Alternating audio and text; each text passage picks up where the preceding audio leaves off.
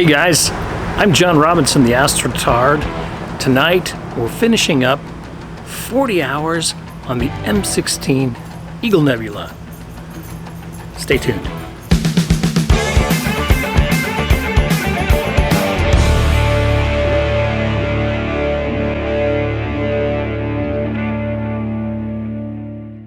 So I started capturing the M16 Eagle Nebula in June of this year, and now it's August. So basically spent the entire summer working on pretty much this one target.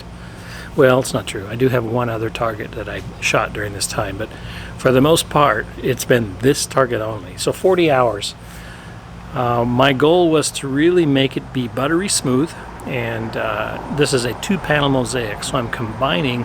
So it's kind of it's too big to fit in my field of view, so I did a two-panel so that I can better fit the entire eagle wing setup into that field of view.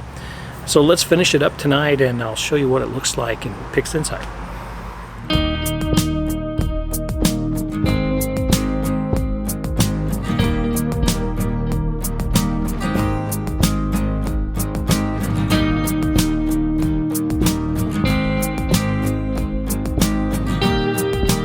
Hey guys, welcome back to the channel. I've been away for a little bit.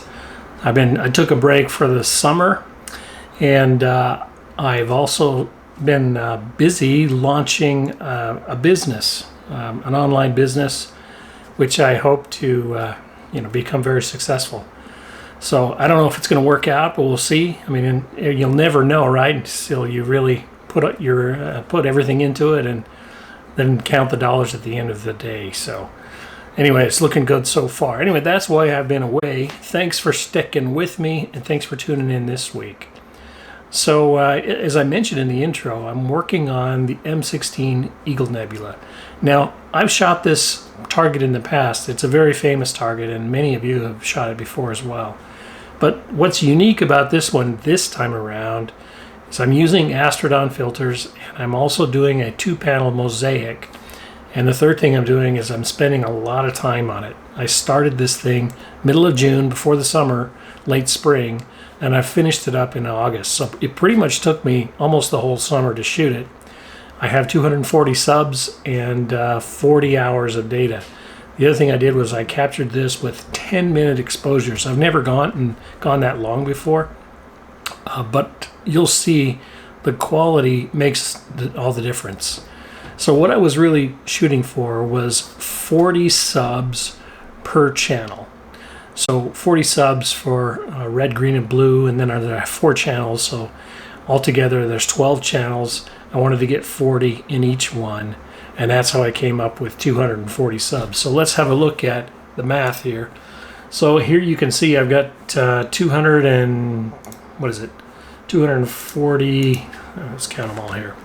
241 subs, and they are, you can see here I started in June 12th, and the last sub was captured August 3rd. And these are, as you can see, 600 second or 10-minute exposures. So let's get into it. It's a two-panel mosaic. So this is going to be wild and crazy and super fast. I'm not going to spend a lot of detail. I'm just going to show you the highlights. Boom, here we go. PixInsight, script, batch preprocessing, weighted batch preprocessing.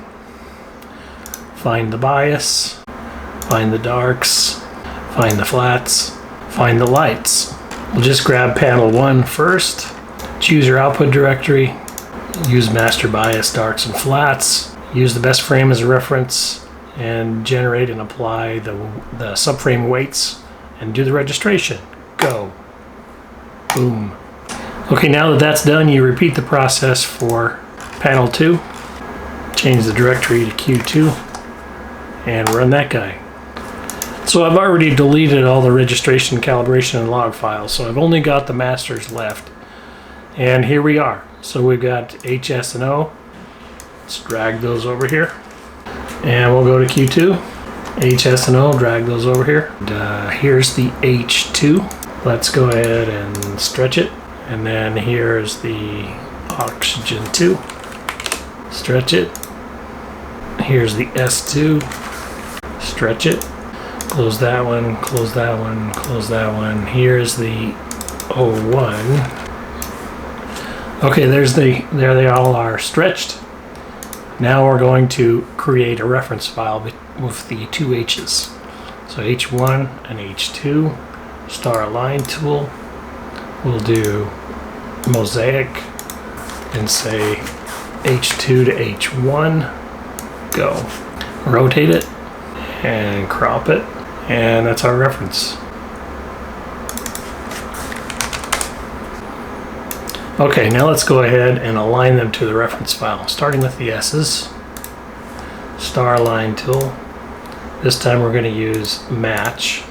Align it to ref, put it in its orientation. So starting with S1, there's S1. I'm going to save that to an offline file here. S2, save it. H1, save it.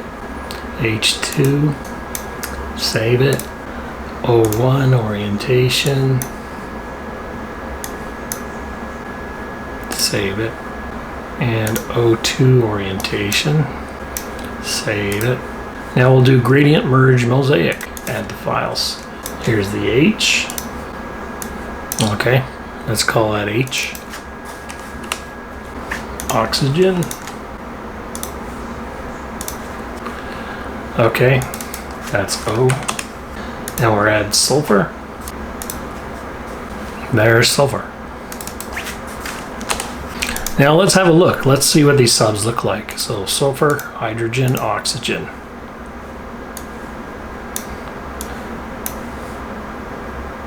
Hydrogen is obviously very strong and is the strongest channel, and you can see pretty decent in there. All of them are pretty good for 40 hours of data. S to red, H to green, O to blue. Let's do an ABE on it. Throw that one away, throw that one away. Now let's do an SCNR to get rid of the green. And this is our starting point for SHO. Not too bad. Now let's tweak it. We're going to extract the lightness or the lume channel. Minimize that. I'm going to copy this. Call this the neb. Okay, let's get rid of the stars. So we'll run starnet on that guy. Okay, let's invert this guy. SHO underscore L plus neb. There's the stars. Invert that. Let's call that stars. Then we're going to do nebula, range select. So there's the range mask. Now let's pixel math again. Let's make holes in that range mask. Range mask minus stars. Okay, now we got holes where the stars were. And do another range mask on this guy. Okay, and let's clean that up a bit with clone stamp. Okay, there's range mask 1. Pixel math again. Black and white. Range mask 1 minus 1000 times stars. Okay, this is hole mask 2. Okay, so we've got our real masks, hole mask 1, hole mask 2, and SHOL. Now let's tweak the image. Step 1, apply the lume, invert it, histogram trans, preview, and pull it down in the background. Okay, now protect the nebula, and let's do an ACDNR on the background. Okay, now let's apply hole mask 1, the first mask with holes in it, and we're going to do a local histogram equalization. Okay. Okay, now let's do curve transformation. Pushing the saturation, pushing the C, turning down some of the red, and tweaking the blue slightly. Okay, removing that mask. Now going with hole mask 2, and we'll do unsharp mask here. Okay, we'll apply that on the real thing. And we're done. That's it. This is my 40-hour Eagle Nebula. An SCNR as a last step to get rid of some of that green. And that's it. Well, what do you guys think of my M16 Eagle Nebula 40-hour 2-panel mosaic? Let me know down in the comments. I know it was quick and dirty. If you have any questions about my technique, let me know in the comments. Thanks for watching. See you next week.